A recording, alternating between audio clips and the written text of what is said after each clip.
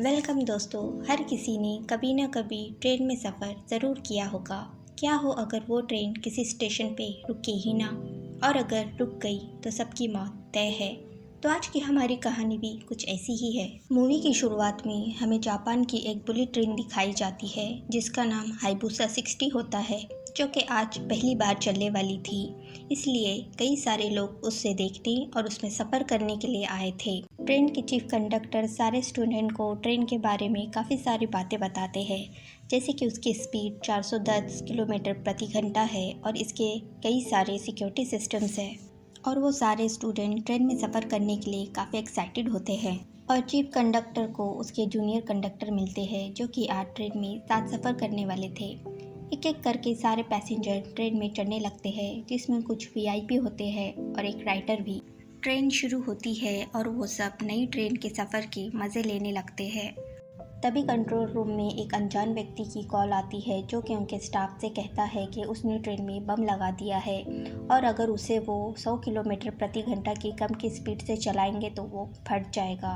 वो स्टाफ डर जाती है और अपने सीनियर को बुलाती है, क्योंकि हो सकता है उनके साथ कोई प्रैंक कर रहा हो। और वो अनजान आदमी उन्हें ये भी बताता है कि उसने सेम बम एक मालगाड़ी में भी लगाया है और अगर वो 5 किलोमीटर की कम की स्पीड से चली तो वो बम फट जाएगा। किसी को भी उस आदमी की बात पे यकीन नहीं होता, फिर भी वो स्टेशन मास्टर को कॉल लगाकर पूछते हैं क्या वो मालगाड़ी रुक गई। तभी वो बम फट जाता है, जिसकी आवाज़ कॉल पे इन सबको भी सुनाई देती है और उन्हें यकीन हो जाता है कि वो आदमी सच बोल रहा है। इसीलिए वो सबसे पहले ट्रेन चलाने वाले लोको पायलट को इन्फॉर्म करते हैं कि आने वाले कोई भी स्टेशन पे वो ना रुके और ट्रेन के ऑटो ब्रेक सिस्टम को ऑफ कर दे और ट्रेन की स्पीड को 120 से कम ना रखे। लोको पायलट उससे वजह पूछती है और वो उसे बताते हैं कि ट्रेन में बम लगाया गया है। दूसरी तरफ पैसेंजर ट्रेन के सफ़र के मज़े ले रहे होते हैं, इस बात से अनजान कि उनकी जान खतरे में है। और वो पैसेंजर से कहते हैं कि कोई तकनीकी प्रॉब्लम की वजह से ट्रेन अगले स्टेशन पे नहीं रुकेगी, क्योंकि वो नहीं चाहते थे कि पैसेंजर्स डर जाए। और पुलिस चीफ वहां आ जाते हैं जब उन्होंने मालगाड़ी की बम ब्लास्ट की वीडियो देखी और वो सारी चीज़ों की जानकारी लेने लगते हैं।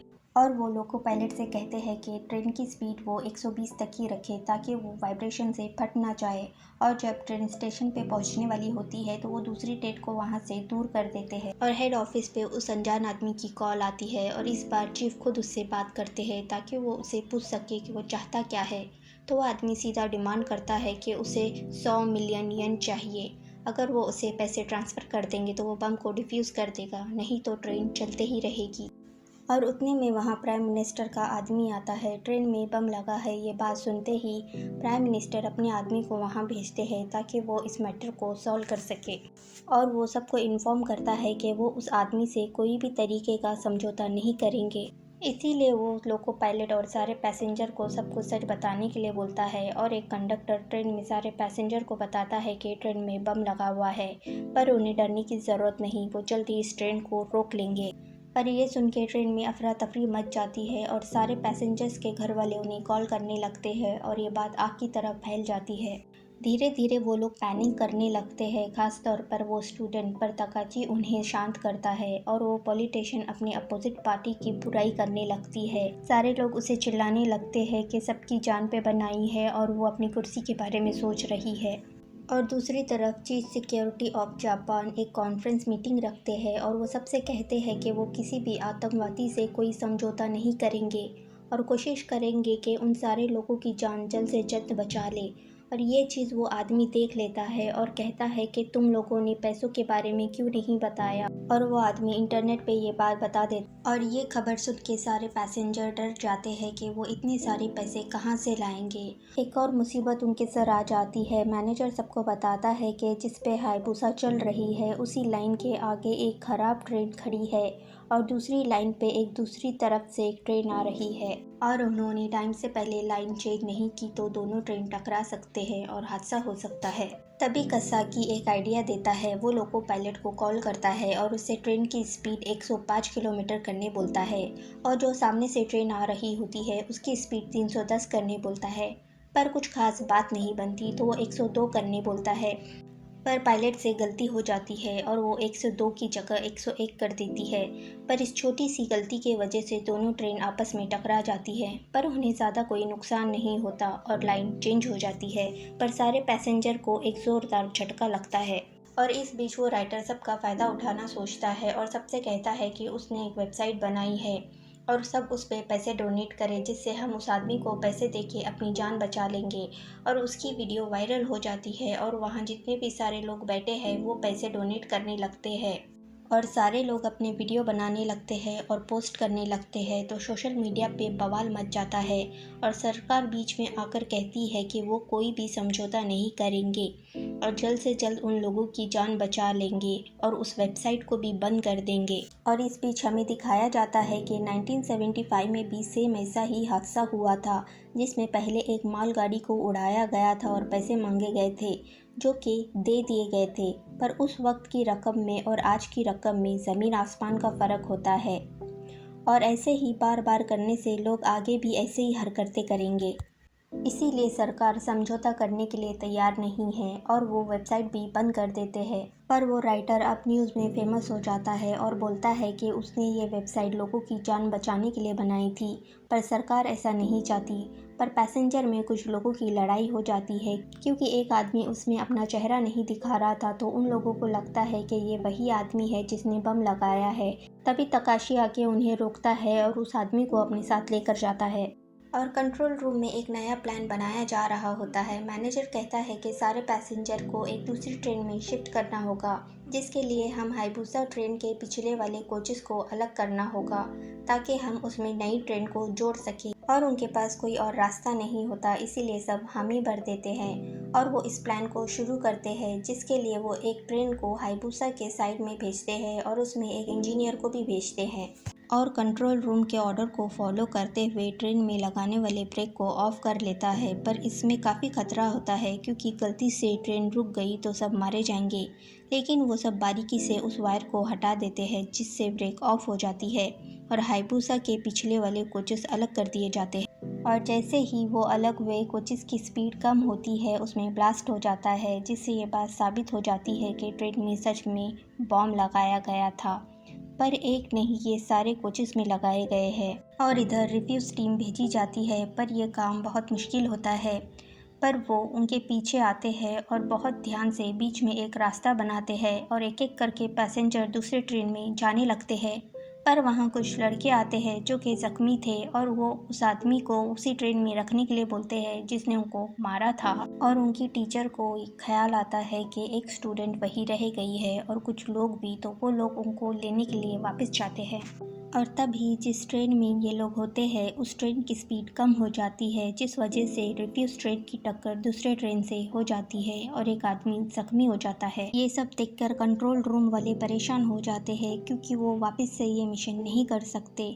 क्या वो इन लोगों को ऐसे ही मरने के लिए छोड़ देंगे? कुछ देर में ट्रेन टोक्यो स्टेशन आने वाली है, उन्हें कुछ ना कुछ तो करना पड़ेगा। एडवाइज़र कहता है उन्हें ट्रेन को रोक देना चाहिए, पर मैनेजर मना करता है और उन दोनों के बीच में लड़ाई होने लगती है। सब उन्हें शांत करते हैं और हम ट्रेन में एक लड़की को देखते हैं जिसका नाम सुजुकी होता है और वो अपने पिता से बात करने के लिए बाहर आती है। उसके पिता एक सोल्जर होते हैं जो कि 1975 में उस ट्रेन वाले आतंकवादी को मारा था, इसलिए सब उनकी काफ़ी इज्जत करते हैं। वो अपने हालात अपने पिता को बताती है, पर उसके पिता को लगता है कि उस आतंकवादी के साथी ने उनसे बदला लेने के लिए ऐसा किया है, पर सुजुकी को ऐसा नहीं लगता। और यहाँ खुलता है इस मूवी का असली राज। वो अपने पिता को कहती है कि ये बम किसी और ने नहीं, उसने खुद ने लगाया है। ये सुनकर उसके पिता शॉक हो जाते हैं और वो उनसे कहती है कि वो उनकी झूठी बातों से तंग आ गई है और उस दिन वो आतंकवादी ने अपनी जान खुद ली थी, ना कि उसके पिता ने उसे मारा था। पर उसके पिता ने सबसे झूठ कहा और वो अपने पिता से कहती है कि उनके वजह से उसका बचपन झूठ में बीता और इसकी सज़ा उन्हें ज़रूर मिलेगी। इतना कहते ही उनके घर पे एक ज़ोरदार धमाका होता है जिसमें उसके पिता की मौत हो जाती है और वो बाहर आकर सबको अपनी सच्चाई बताती है और कंट्रोल रूम कॉल करती है और अपने बारे में बताती है। अगर वो चाहते हैं कि सबकी जान बच जाए और बम डिफ्यूज़ हो जाए तो उन लोगों को उसे मारना होगा। वो बीमार होती है और उसकी बीमारी की वजह से उसके दिल में मॉनिटर लगा होता है और वो सबसे कहती है जैसे उसके दिल की धड़कन बंद होगी तभी बॉम्ब डिफ्यूज़ हो जाएगा और कॉल कट कर देती है। और तब तक उन्हें सुजुकी के घर पे होने वाले धमाके के बारे में पता चलता है और उन्हें यकीन हो जाता है कि वो सच कह रही है। इसलिए वो उसके डॉक्टर से बात करने जाते हैं कि उसे कौन सी बीमारी है। पर जो सुजुकी ने किया वो अकेली नहीं कर सकती, इसमें और भी लोग हैं जो उसकी मदद कर रहे हैं। सुजुकी अकेले कोने में बैठी होती है तो उसकी टीचर उसके पास आकर उससे पूछती है कि ये सब वो क्यों कर रही है। तो वो कहती है कि वो झूठे लोगों से परेशान हो गई है और उसके पिता भी सालों से उसे झूठ कहते आ रहे हैं। दूसरी तरफ हमें पता चलता है कि गवर्नमेंट ने लाइन आगे बढ़ाने से मना कर दिया है, मतलब ट्रेन सिर्फ टोक्यो स्टेशन से कुछ दूर तक ही जाएगी। और इन्वेस्टिगेशन ऑफिसर सुजुकी की प्रोफाइल देखते हैं जिससे उन्हें पता चलता है कि वो मेंटली काफ़ी डिस्टर्ब थी, पर इतने सालों में वो एक शख्स से बात करती थी जिसने उसे बम बनाना सिखाया और वो उस आदमी के पास जाते हैं। ट्रेन में एक आदमी की हालत ख़राब हो रही होती है। तकाची सुजुकी से ये सब रोकने के लिए बोलता है पर वो कहती है इसके लिए उसे मारना होगा। वो उसका गला घोटने की कोशिश करता है पर उसका ज़मीर उसे इस बात की इजाज़त नहीं देता, इसलिए वो हार मान के उसे गले से लगा लेता है और रोने लगता है और सुजुकी भी रोने लगती है और कहती है उसकी ज़िंदगी तो मौत से भी बदतर है। और वो बताती है कि उसकी माँ के गुजरने के बाद उसके पिता उसे बहुत मारा पीटा करते और ये शख्स उस 1975 वाले आतंकवादी का बेटा था जिसने पुलिस को सब कुछ सच बता दिया था कि उन्होंने बम कहाँ कहाँ लगाया है। पर 2 कोच ऐसे हैं जिसमें बम नहीं है। मैनेजर कहता है अगर आगे आने वाली लाइन को वो चेंज कर दे और वो 2 कोचेस को ट्रेन से अलग कर दे तो वो बच सकते हैं, पर इसके लिए उन्हें पीएम की इजाज़त की ज़रूरत होती है। पर पीएम सबसे पहले ट्रेन के पैसेंजर को पूछते हैं और सारे पैसेंजर हामी भर देते हैं और उस लाइन वाले एरिया को हाई अलर्ट पे कर दिया जाता है क्योंकि सब कुछ अब कुछ सेकंड में ही होगा। ट्रेन को ऑटो पायलट मोड पर कर दिया जाता है और जैसे ही ट्रेन उस लाइन पे आती है तो वो उसे चेंज कर देते हैं और वो कोचेस फ्री होकर आगे चले जाते हैं और ब्लास्ट हो जाते हैं और बाकी के 2 कोचेस जिसमें पैसेंजर होते हैं वो तोड़ फोड़ करते हुए आगे चले जाते हैं और रुक जाते हैं। सारे रेस्क्यू टीम वहाँ आ जाती है और कंट्रोल रूम में सब परेशान होते हैं कि कोई ज़िंदा है भी या नहीं, क्योंकि कोचेस में कोई आवाज़ नहीं आ रही होती। तभी उन्हें एक आवाज़ आती है और सारे पैसेंजर ज़िंदा होते हैं। ये सुन के वो सब बहुत खुश हो जाते हैं और सुकून की सांस लेते हैं और ज़ख्मी लोगों को हॉस्पिटल लेकर जाया जाता है। सुजुकी से चीफ पूछते हैं क्या उसे किसी बात का अफसोस है। वो कहती है ये दुनिया बहुत गंदी है और मतलबी है। ये सुनकर वो उसे 100 मिलियन येन की डोनेशन बताते हैं जो कि इस दुनिया वालों ने ही की होती है और उसे दुनिया को देखने का नज़रिया बदलने को कहते हैं। इस दुनिया में काफ़ी सारे अच्छे लोग भी हैं। ज़रूरी नहीं अगर आपके जाल में मछली नहीं फंस रही इसका मतलब ये नहीं कि उस पानी में जीवन नहीं है, बस देखने के लिए नज़रिया चाहिए होता है। और बस यही दिखाते हुए ये मूवी यहीं पे ख़त्म होती है।